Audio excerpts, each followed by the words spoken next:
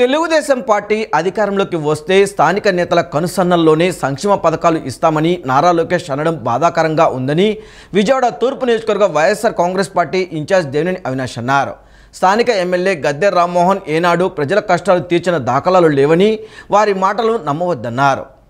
నగరంలోని తూర్పు నియోజకవర్గం 16వ డివిజన్ కళానగర్లో మాజీ కార్పొరేటర్ బహదూర్ వైసీపీ అభిమానులతో కలిసి తూర్పు నియోజకవర్గ వైఎస్ఆర్సీపీ ఇన్ఛార్జ్ దేవినేని అవినాష్ ఎన్నికల ప్రచారాన్ని నిర్వహించారు. ప్రతి ఇంటికి వెళ్లి ప్రజలను ఆప్యాయంగా పలకరిస్తూ ప్రభుత్వం నుంచి మంచి జరిగితే వైసీపీ ఓటు వేయాలని అవినాష్ ప్రజలకు విజ్ఞప్తి చేశారు. 5 సంవత్సరాల సీఎం జగన్ పరిపాలనను ప్రతి ఒక్కరూ మెచ్చుకుంటున్నారని అవినాష్ చెప్పారు.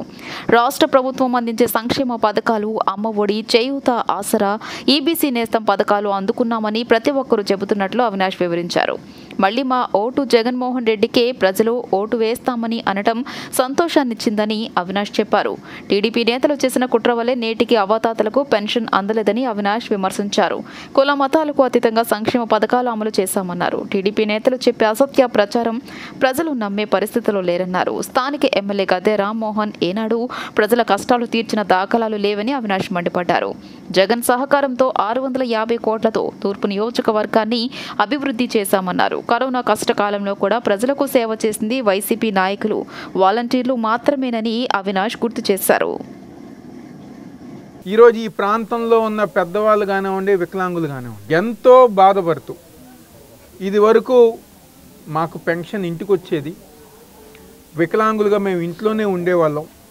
కానీ ఈరోజు మళ్ళీ చంద్రబాబు నాయుడు వల్ల ఏ విధంగా అయితే చంద్రబాబు నాయుడు కోర్టులోగా మన ఎలక్షన్ కమిషన్కి కేసు వేశారో దానివల్ల ఇంటికి వచ్చే పెన్షన్లు వాలంటీర్ల ద్వారా ఆపు చేపించిన నీచుడు ఎవరు ఉందంటే అది చంద్రబాబు నాయుడు అని చెప్పి ఈరోజు ప్రతి ఒక్కరి గారు చెప్పుతున్నారు. మా శాపమే తెలుగుదేశం పార్టీ వాళ్ళు తగులుతుంది, వాళ్ళు చేసిన అన్యాయం మేము ఎవరు గారు మర్చిపోమని చెప్పి ఈరోజు పేద ప్రజానీకం మరీ ముఖ్యంగా పెద్దలు కానివ్వండి, వికలాంగులు కానివ్వండి, ఒంటరి మహిళలు కానీ ప్రతి ఒక్కరి గారు ఈరోజు చెప్పుతున్నారు.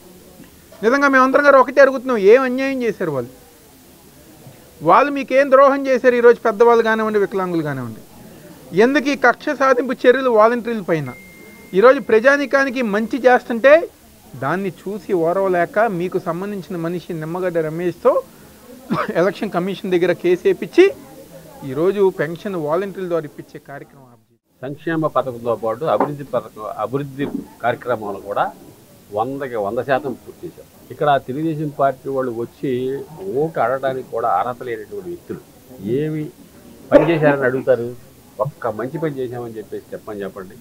అలాంటి వాళ్ళకి ఈ ప్రాంతానికి రావటం కానీ ఓటు అడగడానికి కానీ హక్కు లేదని చెప్పి